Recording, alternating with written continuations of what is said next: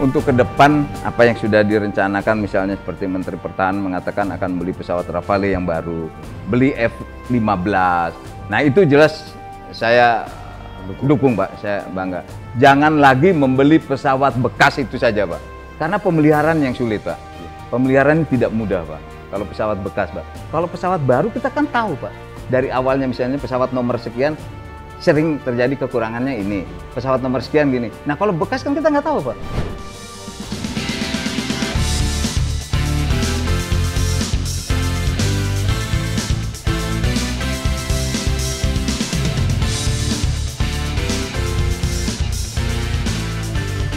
Halo sahabat Indonesia, kita bertemu kembali dalam kanal Anak Bangsa Podcast.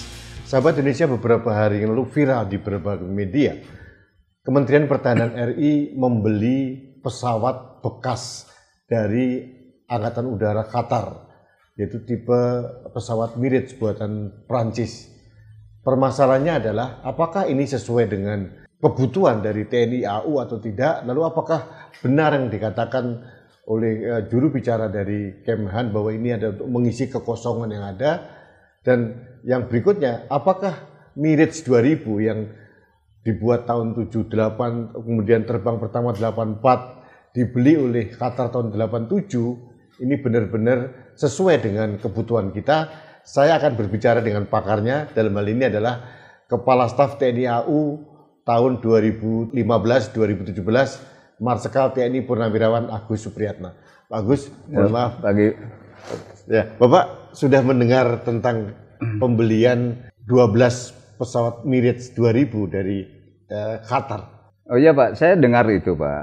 Nah, permasalahan beli ini tuh kenapa beli ini gitu. Yeah. Hanya di luar ini kan jadi simpang siur nih Pak. Jadi ada yang mengatakan kenapa sih kok beli pesawat bekas kan gitu. Itu udah berapa tahun misalnya gitu Pak. Tapi kalau saya lihat ini Pak, kita harus menyusui, bukan mengkritik pembeliannya Pak, pesawat bekas.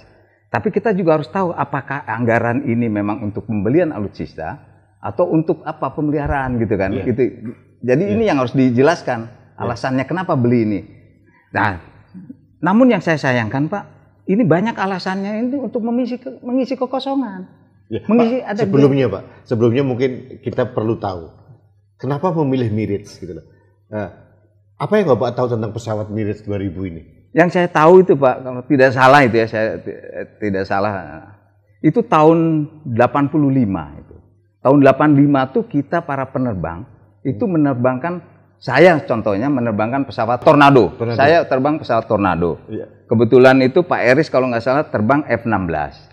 Terus Pak Hadian itu terbang Mirage ini. Mirage ini.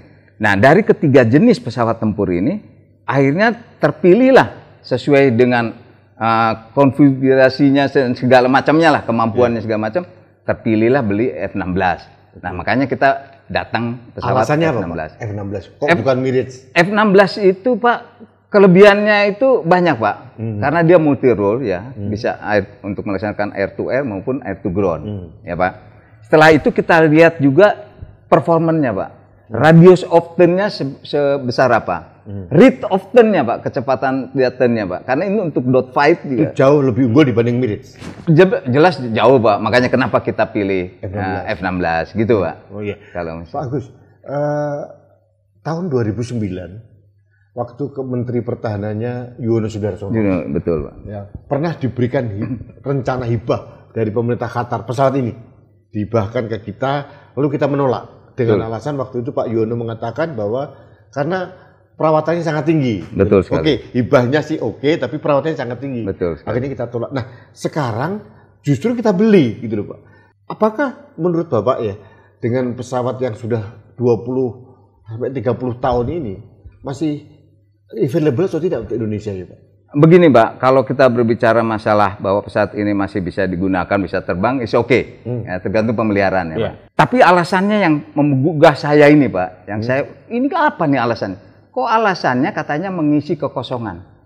Ada gap sebelum datangnya pesawat baru.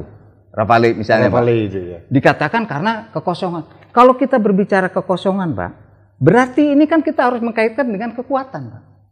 Misalnya contoh F-16 misalnya kekuatan hanya 8, serviceable-nya mungkin hanya 4 atau 3. Hawk 100-200 juga begitu, misalnya kekuatannya hanya 10, serviceable-nya hanya 4. Sukhoi juga begitu, Pak. T-50 juga begitu. Itu karena kekuatannya kurang, seperti terjadi dulu. Kekuatan pesawat tempur kita, ya, mulai dari MiG-15, 17, 19, 21, semuanya tidak boleh diterbangkan, grounded. Nah, itu kan kosong, tidak ada. Makanya kenapa kita beli pesawat bekas Sabre misalnya dari Australia. Kondisi sekarang kita nah ini juga begitu, kan bukan bicara kosong, Pak. Sekarang kondisinya seperti apa? Kekuatan sekarang begini, kekuatan F-16 itu kan di atas 20-an lebih, Pak. Kita punya sekarang? Betul, Pak. Oke. Hawk 100-200 juga begitu, Pak. Sukhoi juga kekuatannya di atas 10 semuanya. Begitu juga T-50. Tapi yang sekarang masalahnya itu adalah serviceable-nya. Gitu loh. Jadi untuk melaksanakan operasional, serviceable-nya yang kurang. F-16 misalnya kekuatan di atas 20, serviceable-nya hanya 4 sampai 6 misalnya. Begitu juga Sukhoi, Hawk 100-200. Nah, kenapa itu yang tidak ditingkatkan? Ya serviceable-nya. Artinya menurut Bapak lebih baik peningkatan biaya maintenance untuk pesawat yang ada daripada beli baru begitu? Betul. Lebih baik kita serviceable-nya yang kita tingkatkan. Sehingga apa, Pak? Orang-orang sekarang semua pilot-pilot tempur itu yang baru saja menyelesaikan transisi, dia kan bisa meningkatkan operasionalnya, bisa jadi wingman.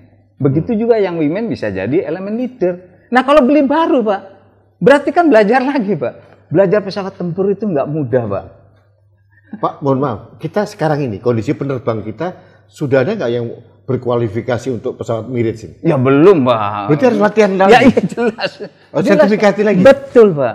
Wow. Dan pesawat tempur itu bukunya Dash 1 aja segini tebalnya, Pak. Belum Dash 3, Dash 4.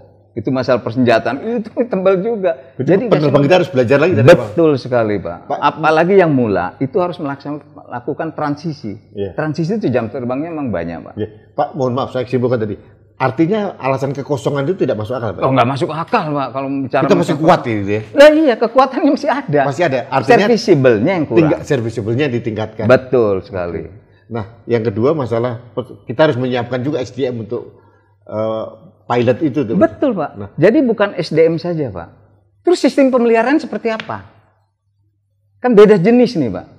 Terus teknisinya emang tahu masalah Mirage 2000 sistem pemeliharaan seperti apa kan? Nggak tahu, Pak. Kalau beli pesawat sampai sedetail itu, Pak? Oh, detail nggak bisa, Pak. Jadi hanggarnya juga. Makanya itu, Pak. Makanya alasannya jangan bilang ini ada gap, ada kekosongan, kan lucu. Justru kekuatan pesawatnya ada, hanya serviceable-nya yang kurang. Nah, ini serviceable yang tingkatkan. Pak, mohon maaf, Bapak menjadi Kepala Staf TNI Angkatan Udara tahun 2015 sampai 17. Dan sekarang ada beberapa pengganti yang lain. Nah, menurut Pak Agus ya, apakah memang kebutuhan Mirage ini memang sesuai dengan perencanaan dari TNI? Oh, nggak ada, Pak. Mirage nggak ada. Masa kita mau beli Mirage lagi? Kita kalau beli pesawat pasti inginnya baru satu tingkat lebih tinggi dari yang kita miliki. Udah pasti, Pak.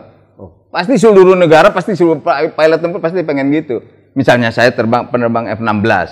Nah, saya pengen F-16 yang mungkin tipenya generasi tipe baru. 72 generasi baru. Atau F-15 misalnya gitu. Begitu Sukhoi juga. Kalau Sukhoi kita punya 27 sama MK-30, ya kita pengen yang 35. Kan begitu, Pak. Kalau Mirage 2000 ini generasinya di bawah yang ada. Ya jelas dulu di waktu pemilihan dari 3 jenis pesawat aja kita pilih F-16 kok, Pak. Itu. Jadi alasannya kalau menurut saya alasannya coba tolong diinikan gitu loh. Kasihan kan masyarakat taunya kok main beli aja gitu kan gitu, dan Pak. Pembeliannya dengan pinjaman luar negeri senilai $2 miliar begitu. Itu kan luar biasa banyak uang itu, Pak. Nah, betul. Makanya ini, Pak, mungkin sistemnya, Pak, sistem penganggarannya, Pak. Kalau penganggarannya itu ternyata memang penganggaran untuk pembelian pesawat, ya memang nggak salah juga untuk beli pesawat gitu loh, Pak.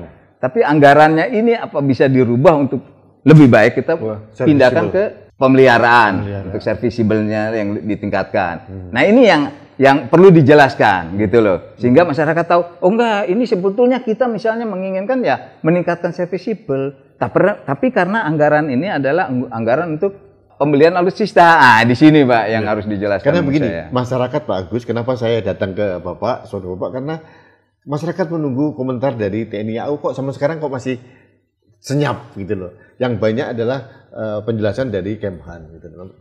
Ada beberapa yang nitip pertanyaan ke saya.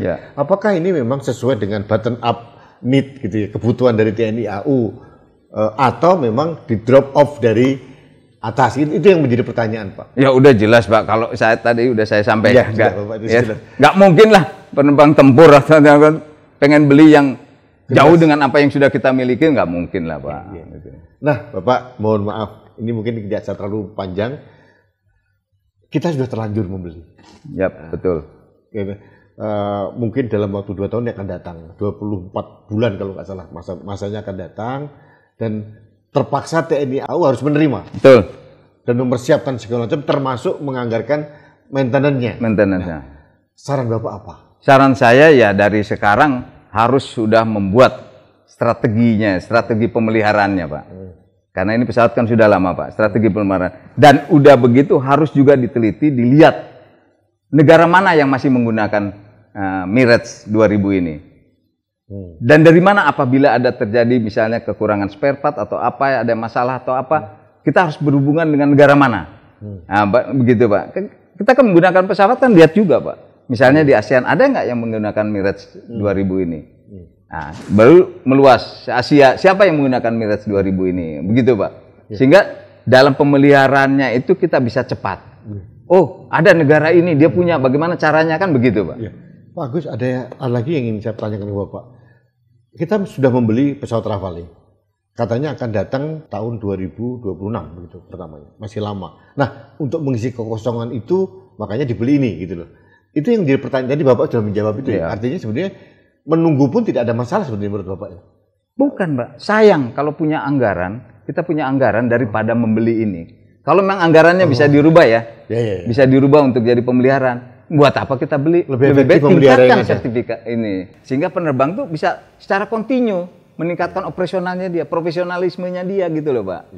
Dari baru lulus bisa jadi wingman, dari wingman bisa elemen leader. Karena untuk menjadi instruktur penerbang Pak, minimum harus elemen leader Pak.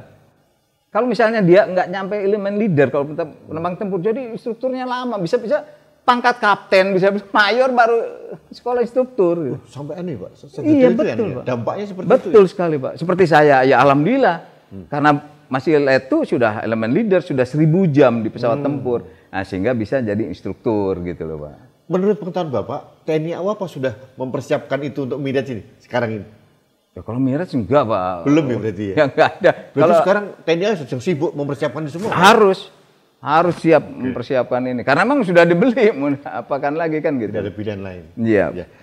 Terakhir Bapak, sebagai tokoh bangsa, tokoh nasional, dan kemudian pernah menjabat yang tertinggi di TNI AU, saran Bapak untuk memperkuat sistem pertahanan udara kita seperti apa? Selanjutnya Pak, ke depan Pak. Untuk ke depan, apa yang sudah direncanakan, misalnya seperti Menteri Pertahanan mengatakan akan beli pesawat Rafale yang baru, beli F-15. Nah itu jelas saya dukung Pak, saya bangga. Jangan lagi membeli pesawat bekas itu saja Pak. Karena pemeliharaan yang sulit Pak. Pemeliharaan tidak mudah Pak. Kalau pesawat bekas Pak. Kalau pesawat baru kita kan tahu Pak. Dari awalnya misalnya pesawat nomor sekian sering terjadi kekurangannya ini. Pesawat nomor sekian gini. Nah kalau bekas kan kita nggak tahu Pak. Gitu, itu yang saran saya. Terima kasih Pak. Pak Agus, terima kasih. Baik, ini Pak. Cukup memberikan pencerahan Pak, karena saya bingung, saya bertanya ke siapa ini. Jadi makanya saya bertanya pada ahlinya. Pak Agus, matur suwun. Terima kasih pencerahannya. Baik Pak, sama-sama. Sahabat Indonesia, demikian pencerahan dari Marsikal TNI Purnawirawan Agus Supriyatna terkait dengan hiruk pikuk yang lagi viral di berbagai media tentang pembelian pesawat bekas dari Angkatan Udara Qatar 12 Mirage 2000. Ini pertanyaannya sudah dijawab semua, ada beberapa titipan pertanyaan dan sudah saya tanyakan, dan kita tahu memang selayaknya memang semua kebutuhan dari pembelanjaan alutsista itu berdasarkan kebutuhan dari matra-matra. Jadi supaya Renstra itu bisa jalan dengan baik. Saran Pak Agus tadi sangat baik, bahwa ke depan memang harusnya membeli pesawat yang generasi yang lebih baru daripada yang kita miliki sekarang, daripada kita membeli pesawat bekas. Itu pesan yang kuat yang harus kita sampaikan, dan mudah-mudahan